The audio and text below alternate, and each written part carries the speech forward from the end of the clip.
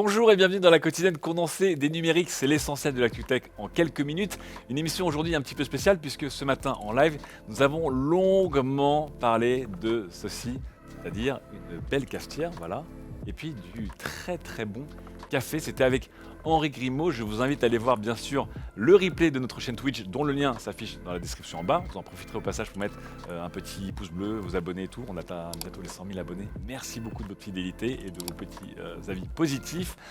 Donc c'était une grosse partie ce matin. On a parlé cafetière, donc coût, technologie, qui fait le meilleur entre la broyeuse, la dosette, le filtre, etc. C'était très intéressant. Allez voir le replay.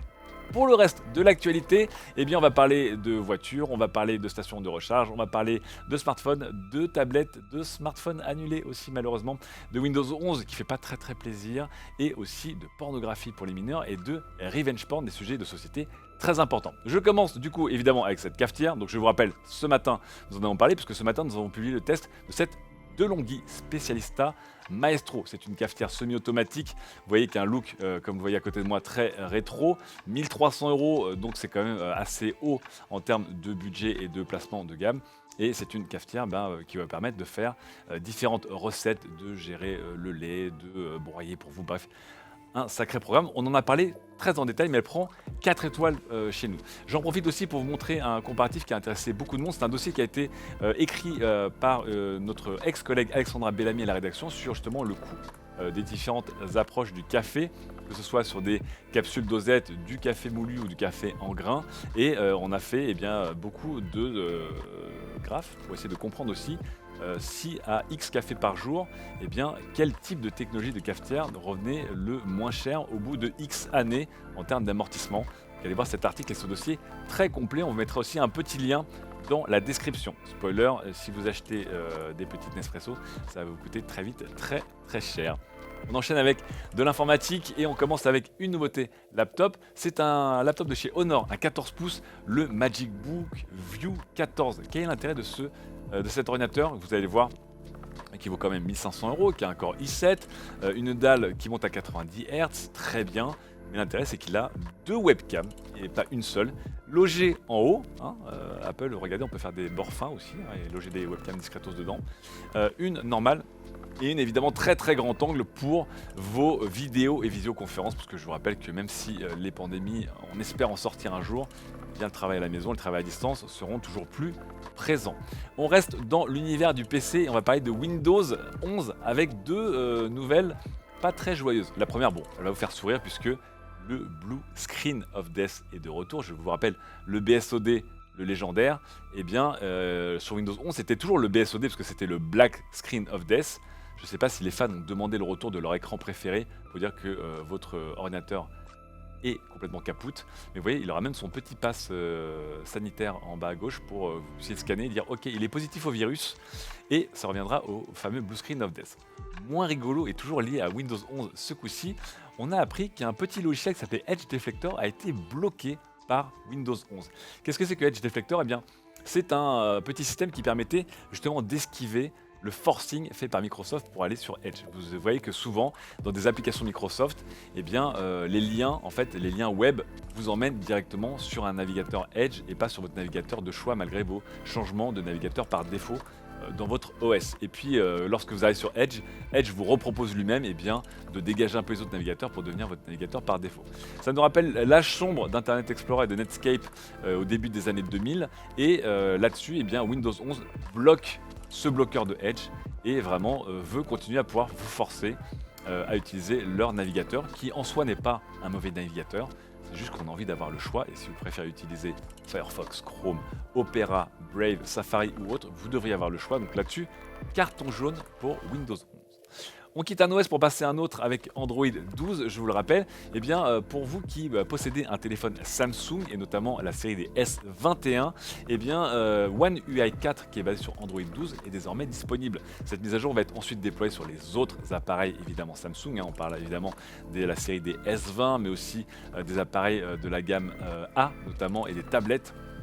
En attendant, allez mettre tout cela à jour puisque ce nouvel UI vous permet aussi d'avoir Android 12 sur vos S21. On reste dans les téléphones Android, mais on quitte Samsung ce coup-ci. On passe à Motorola qui va très certainement vous présenter le Edge 30 Ultra dans quelques jours.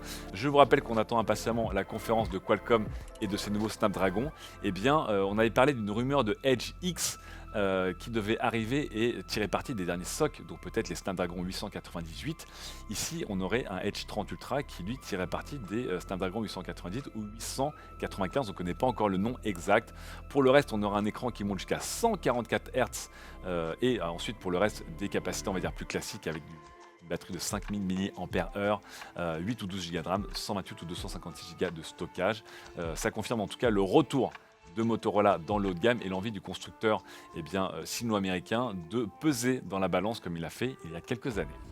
De l'autre côté, nous avons Realme qui a officialisé non pas son téléphone et sa tablette, je vous en parlais il y a quelques jours, mais le prix du Realme GT Neo 2 et de la Realme Pad.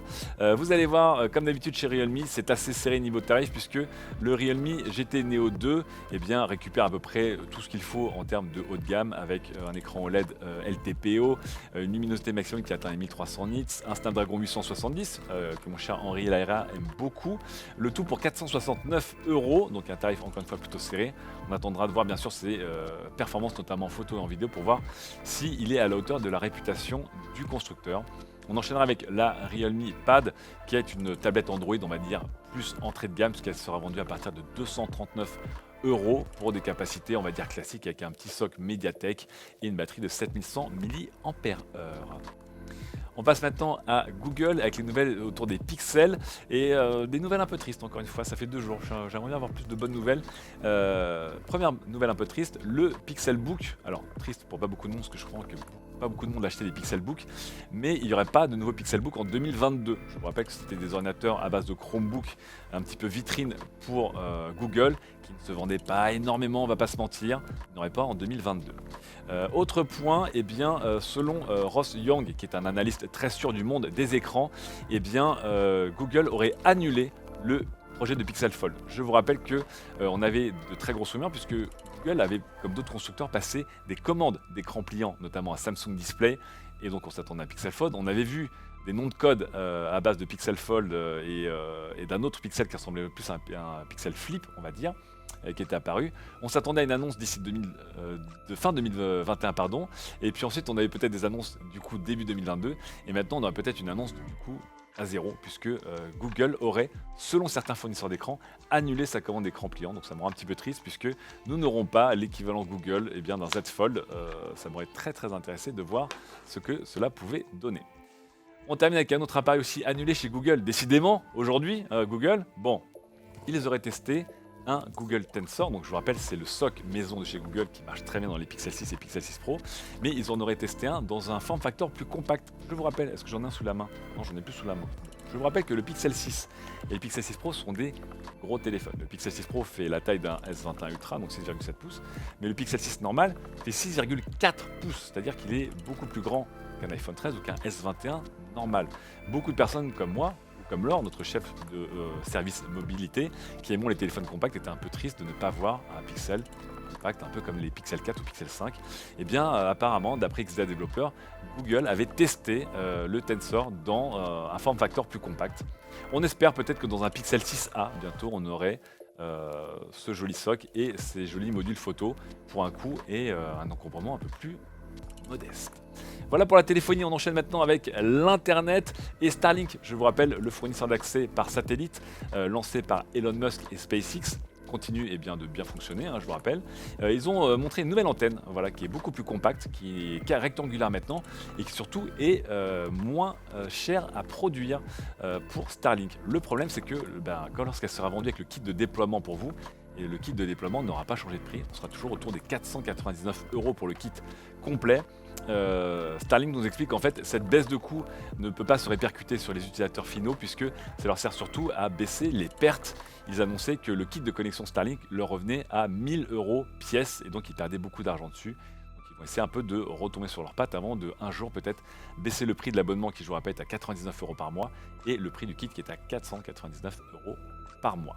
On passe maintenant au transport et aux voitures et on va rester avec l'ami Elon Musk qui, quand il ne revend pas ses actions suite à un petit sondage Twitter, livre des voitures pas complète. Que se passe-t-il? Eh bien, selon Electrek, nous avons des voitures et des utilisateurs de Tesla, de modèle 3 et de modèle Y, qui se retrouvent avec des voitures dont le port USB n'est pas actif, voire qui n'est pas présent. Voilà, vous avez certaines personnes qui ont montré des photos où il n'y a rien dans le port USB-C. De plus en plus d'utilisateurs s'en plaignent et on se rend compte qu'en fait, eh bien, Tesla est également victime d'une pénurie de composants comme beaucoup de constructeurs automobiles. Je vous rappelle, la semaine dernière, je vous avais parlé de BMW qui livrait certaines de ses voitures sans avertissement, sans écran tactile, voilà, et que si vous en rendiez compte et que vous vous plaignez, BMW allait vous rembourser 500 $. Là, c'est un peu la même chose. On va voir si Tesla fait amende honorable pour ses utilisateurs, mais ça la fout un petit peu mal, je vous avoue, d'avoir une voiture avec des trous dans le tableau de bord, là où il aurait dû avoir notamment une recharge sans fil ou des ports USB. On enchaîne avec les voitures et deux très jolis concepts de voitures. Le premier est français, c'est la Renault R4 Concept, voilà, qui a été présenté par Renault. Alors, on a juste des petits bouts là-dessus de cette voiture qui sera présentée prochainement. On a hâte de la voir, surtout quand on voit à quel point Renault a réussi sa Renault 5 avec son petit côté néo-rétro entre tradition et modernité qui fait très plaisir. Rendez-vous dans quelques jours pour cette Concept R4. Autre point entre tradition et modernité, regardez-moi cette merveille de chez Hyundai. C'est un resto mode de sa grandeur Heritage Series, c'était une berline des années 80 qui a été mise à jour, donc restaurée et modifiée, donc resto mode par le constructeur coréen. Et vous allez voir à l'extérieur déjà, c'est la classe, hein, évidemment, si vous êtes un gangster des années 80. Et à l'intérieur, c'est encore plus beau. Le travail est absolument magnifique de la part de Hyundai sur du néo-rétro, puisque voilà, même si à l'intérieur la voiture a été électrifiée à des écrans tactiles de partout, vous voyez qu'on est dans une ambiance néo-film noir, Cyberpunk 2077 sans les bugs. On a évidemment envie de l'acheter. Je vous rappelle que cette voiture n'est pas en vente, elle a juste été montrée comme un gros kiff de la part de Hyundai. Et on peut dire Hyundai, vous pouvez continuer à kiffer autant que vous voulez, hein. Si vous avez des voitures toujours aussi belles, on est preneur. On termine avec les transports et après vous avoir montré des belles voitures, je vous ai montré une belle station de recharge, voilà, qui vient d'arriver en Norvège. Je vous rappelle, le pays des véhicules électriques. C'est la marque chinoise NIO qui est déjà positionnée sur les scooters, et bien qui a montré sa première station de recharge pour les véhicules 4 roues. Qu'est-ce que c'est? Et bien en fait, NIO récupère aussi la technologie et l'approche qui a été popularisée en Asie par Gogoro. Je vous rappelle que en France, pour l'instant, pour recharger votre véhicule électrique, vous êtes dans une station. Vous essayez de trouver de la place, vous branchez votre prise et vous attendez que ça recharge. Peut-être que pour aller plus vite, une des solutions, ce serait d'arriver dans une station électrique, de sortir votre batterie, de la mettre dans une station de recharge et puis de récupérer une autre batterie qui, elle, vous attendez et qui est pleine. C'est déjà le cas avec beaucoup de scooters en Asie. Voici ce qu'il pourrait donner du coup en Europe, puisque ça arrive en Norvège et donc bientôt en Allemagne. Vous allez avoir des véhicules que vous allez garer dans ce petit bloc, voilà, et il va ensuite les caler et changer la batterie du dessous. Pour que l'opération ne prenne quelques minutes et que vous repartiez avec une voiture pleine batterie. Donc évidemment, un gros gain de temps par rapport au fil d'attente pour recharger votre voiture qui en plus prend plusieurs minutes, voire plusieurs heures parfois. Il faudra évidemment voir si pour le déploiement de ce système, on aura bien, des notions de batterie plus ou moins standard, hein, pour que ça marche pour tout le monde et pas juste pour un constructeur, sinon ça va être un petit peu la bataille des systèmes de recharge de batterie. Voilà, on va suivre ça, c'est chez NIO la marque, et c'est pour l'instant en Norvège et bientôt en Allemagne. Je termine cette quotidienne condensée des numériques avec des news autour de la pornographie, un sujet extrêmement sérieux et notamment pour les mineurs. Je commence avec une proposition de loi qui est en train d'être proposée, qui est un petit peu l'héritière d'une loi qui avait été proposée par Emmanuel Macron en 2017. Elle est désormais portée pour être débattue au Parlement en janvier 2022 par le député Bruno Studer, et qui explique qu'il faudrait que tous les constructeurs d'objets connectés ayant accès à Internet, donc les smartphones, les téléphones, mais peut-être aussi les frigos connectés, les tablettes, les télés, etc., donnent un réglage par défaut qui puisse avoir activé un contrôle parental lors de la première utilisation de cet appareil. Le but étant évidemment de limiter le contact des enfants avec des images à caractère pornographique ou à caractère ultra violent.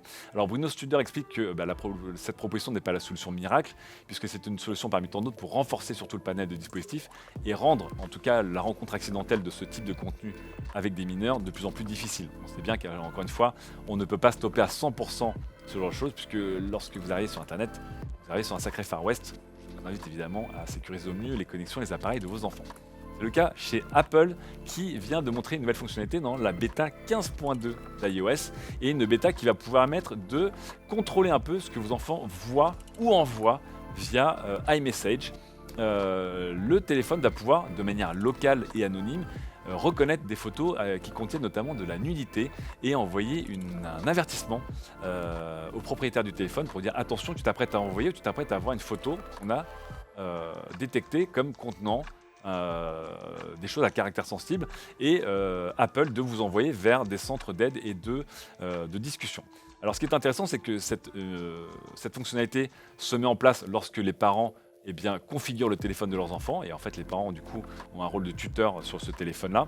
Mais Apple finalement a retiré la possibilité pour les parents de recevoir une notification si vos enfants tombent ou envoient un message à caractère pornographique par exemple avec de la nudité, puisque suivant des retours d'associations de parents, on se rend compte que des enfants en conditions de violence domestique pouvaient souffrir de ce type de mesures. Donc pour l'instant, il n'y aura que des notifications sur le téléphone de l'enfant, pas de notifications sur le téléphone des parents, mais Apple espère en tout cas essayer de guider les enfants vers des personnes spécialisées là-dessus.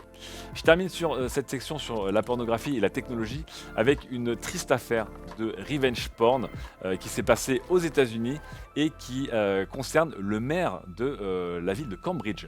Andrew Bradshaw était accusé depuis le mois d'août par son ex d'avoir diffusé sur le réseau Reddit des images d'elle, sans son consentement évidemment puisqu'ils n'étaient plus ensemble, et d'avoir créé des dizaines de faux comptes pour se faire passer pour elle et évidemment avoir posté sur des Reddit à caractère, je ne vais pas vous cacher, très adultes à base d'humiliation, d'insultes et autres choses, en insultant un petit peu la personne, en se faisant passer pour elle pour dire je suis une personne de petite vertu, faites-moi des choses très très sales, etc., etc.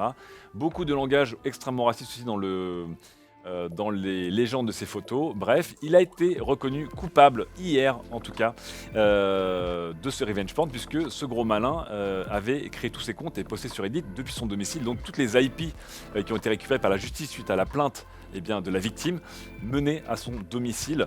Il risque jusqu'à 5 000 $ et 2 ans d'emprisonnement par faux compte de revenge porn. Donc vu qu'il en a créé genre une cinquantaine, je pense qu'il va prendre extrêmement cher. Je vous rappelle encore et toujours que le revenge porn est une pratique dangereuse, illégale. Je vous rappelle encore une fois que lorsqu'une personne est victime de revenge porn, ne la blâmez pas elle, blâmez les personnes qui diffusent ça. Encore une fois, ce qui se passe dans notre intimité et c'est un contrat de confiance bien sûr. C'est sur ces mots de sagesse que je vous invite à discuter avec les gens autour de vous, que je vous laisse pour cette condensée des numériques. On se retrouve demain pour une nouvelle quotidienne live. Allez voir le replay, on parle beaucoup de café, en tout cas en bas. Et on se donne rendez-vous aussi demain en fin de journée pour un nouvel épisode de cette quotidienne condensée. Des bisous à tout le monde et bon café.